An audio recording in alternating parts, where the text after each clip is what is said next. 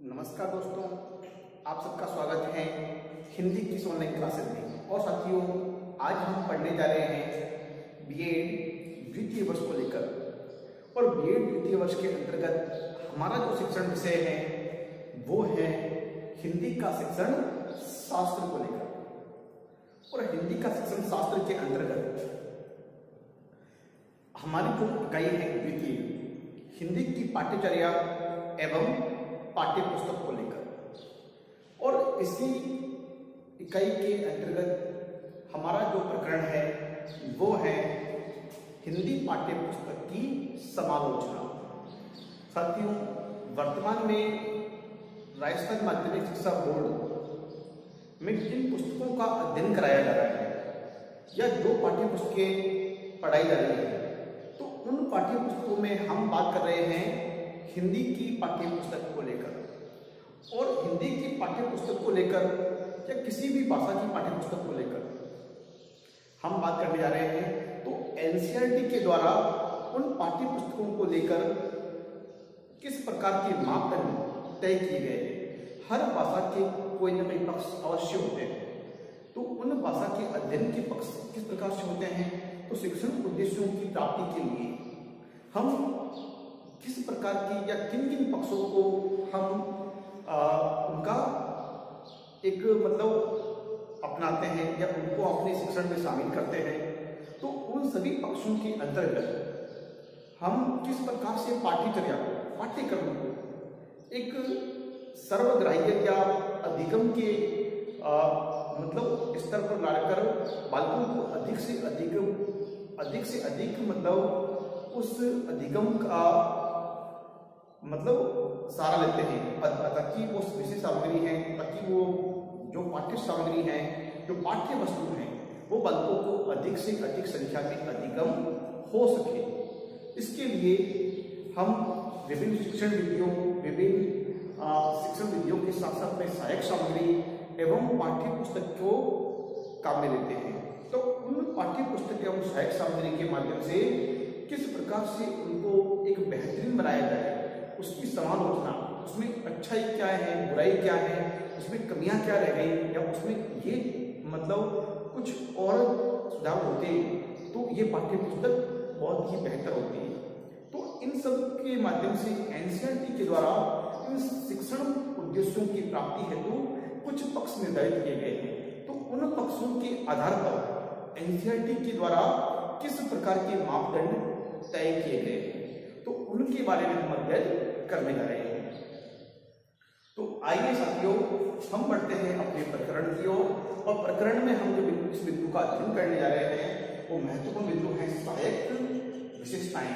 सहायक विशेषताओं से मेरा जो तात्पर्य है साथियों, कि पाठ्य पुस्तक का जब हम समालोचना कर रहे हैं या पाठ्य पुस्तक की समालोचना के अंतर्गत हमें कुछ विशेषताएं जो सहायक के रूप में हम पाठ्य पुस्तक में हमें प्राप्त होनी चाहिए, तो वो सहायक विशेषताएं क्या क्या हैं या उन सहायक विशेषताओं के लिए पक्ष क्या है। तो इसमें केवल एक पक्ष दिया गया है, शिक्षकों के लिए मार्गदर्शन। बस इतना ही कि शिक्षकों के लिए उस पाठ्य पुस्तक में किस प्रकार का मार्गदर्शन दिया गया है। तो उस मार्गदर्शन के अंतर्गत उस पाठ्य पुस्तक मंडल में किस प्रकार से अपने अनुसार शिक्षकों को मार्गदर्शन करने का एवं उनसे साथ ही साथ सुझाव मांगने का कार्य भी किया गया है। तो आइए साथियों, हम उसके मापदंडों को वहां पर अध्ययन करते हैं।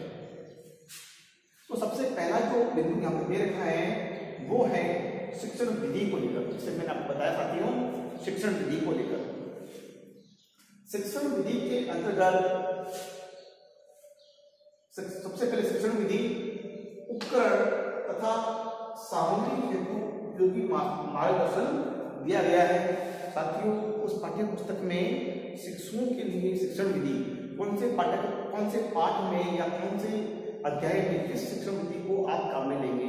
जैसे वो शिक्षण विधि नाटक की है, कहानी की है, कविता की है, बाल गीत की है, या गद्य या पद्य के तरह हैं, या फिर उसमें व्याकरणिक पुट का सहारा लिया गया है, तो आप उसमें किस प्रकार की शिक्षण विधि काम में लेंगे उसके बारे में वहां पर उल्लेख होना आवश्यकवादी है। फिर है उपकरण। आप उस पाठ्य सामग्री को समझाने में किन किन उपकरणों की सहायता लेंगे। साथ में सामग्री है, उपकरण तथा सामग्री है, आप और कौन सी सामग्री साथ में लेंगे। चार्ट ले रहे हैं, मॉडल ले रहे हैं, स्लाइड ले रहे हैं, किस प्रकार की सामग्री वहां पर आप काम में ले रहे हैं, या फ्लैश कार्ड काम में ले रहे हैं, तो उसका उल्लेख शिक्षकों के मार्गदर्शन में किया जाना चाहिए। उसके बाद अगला जो महत्वपूर्ण बिंदु है, संदर्भ ग्रंथ की सूची। बहुत ही महत्वपूर्ण और लगभग कम ही किताबों में इसकी बात कही जाती है, और एनसीईआरटी ने बहुत ही मतलब सुंदर शब्दों में बात को कहा है कि संदर्भ ग्रंथ की सूची, कि आपने जो पाठ्य पुस्तक का निर्माण किया है तो उसकी प्रमाणिकता का आधार क्या है, और यदि प्रमाणिकता का आधार आपके पास में है तो आपने उस पाठ्य सामग्री को कहां से संकलित किया है, और यदि आपने किसी ग्रंथ को लेकर, किसी मानक किताबों को लेकर संकलित किया है तो उस ग्रंथ की सूची वहां पर देना आपके लिए एक जरूरी कार्य है। अब संदर्भ ग्रंथ की सूची विशेष अध्ययन हेतु दी गई है कि आपने जो पाठ्य वस्तु या पाठ्य पठन सामग्री उठाई है वो किस ग्रंथ की किस पेज से लेकर ली गई है, किस पेज से लेकर वहां से आपने संकलित की है, तो उसका वहां पर आपको एक विशेष अध्ययन हेतु शिक्षकों के लिए आपको वहां पर बताना होगा, ताकि उसकी विषय वस्तु को समझने के लिए शिक्षक उस ग्रंथ विशेष के प्रश्नों का अध्ययन कर सके। एक बार उसके बाद अगला जो बिंदु महत्वपूर्ण बिंदु यहाँ पर दिया गया है, उपयुक्त स्थानों पर मौलिक स्रोतों से उद्धरण दिए गए हैं। जैसे मान लीजिए आपको ग्रंथ सूची दी गई है, लेकिन कहीं कहीं पाठ्य सामग्री में कुछ उद्धरण लिए गए हैं, कुछ उद्धरण लिए गए हैं। जैसे हम हिंदी का पाठ पढ़ा रहे हैं या हिंदी का पद भाग दिया गया है, जैसे कि आप कवितावली की कुछ पाठ ले लीजिए, या फिर हमने रामचरितमानस का जो मतलब बालकांड है वहां से कुछ दोहों को लिया है, या फिर हमने रामचरितमानस का जो मतलब अरण्य कांड है वहां से कुछ श्लोकों को लिया है या दोहों को लिया है, कुछ चौपाइयों का अध्ययन किया है, तो हम वहां पर उन श्लोकों को उसका मतलब उल्लेख करेंगे, उन स्थानों पर हम मौलिक बातों का उल्लेख वहां पर हम करेंगे कि आपने किन मौलिक स्रोतों से उद्धरण दिए गए हैं, या किसी कवि की मौलिक रचनाएं हैं और वहां से हमने वो पाठ लिए हैं। जैसे कि मान लीजिए आचार्य रामचंद्र शुक्ल जी की चिंतामणि भाग 1 में से आपने मनोवैज्ञानिकता के निबंध लिए हैं, तो आपको चिंतामणि की जो उनकी मौलिक रचनाएं हैं वहां से उन उद्धरणों का समावेश के बारे में आपको वहां पर एक उल्लेख बताना होगा।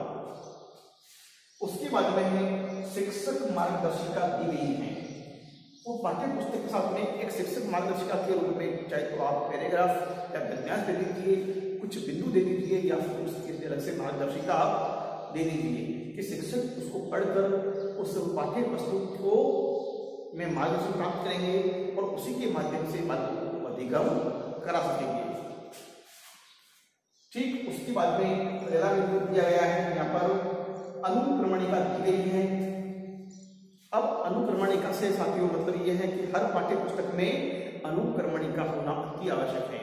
कि मान लीजिए किसी पाठ्य पुस्तक में मान लीजिए 15 पाठ है या 16 पाठ है या 20 पाठ दिए गए हैं, अध्याय दिए गए हैं, तो उन पाठ्य पुस्तक के जो प्रथम पाठ है वो उसकी प्रश्न संख्या कहाँ से लेकर कहाँ तक है, उसमें अभ्यास प्रश्न भी आ गए, मुख्य बिंदु भी आ गए और निबंधात्मक प्रश्न भी आ गए, या गतिविधि आधारित प्रश्न भी हैं, सब उसमें मतलब सिद्धांत भी आ गए। सभी कुछ आने के बाद में उस पाठ की सीमा रेखा कहाँ तक है, मतलब उस पाठ को प्रश्न संख्या 1 से लेकर 15 तक है या 12 तक है या 10 तक है या फिर 20 तक है, तो उसका मतलब लिख दिया जाएगा, वो अनुक्रमणिका कहलाएगी।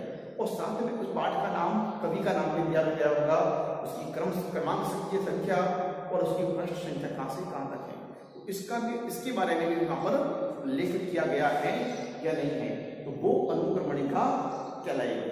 और वो मुख्य पृष्ठ के दूसरे या तीसरे नंबर पे ये होगा। उसके बाद में है प्रस्तावना दी गई है।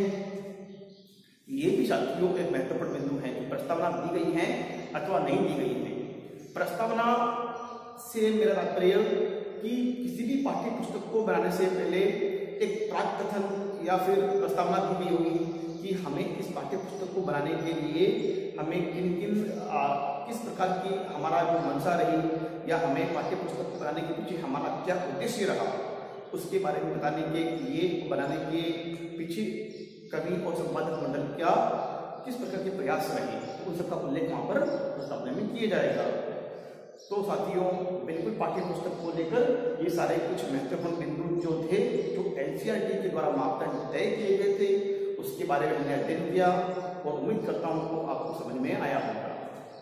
तो आज के लिए साथियों इतना ही और हम फिर मिलेंगे अगले वीडियो व्याख्यान में। तब तक के लिए बहुत बहुत धन्यवाद। जय हिंद, जय भारत।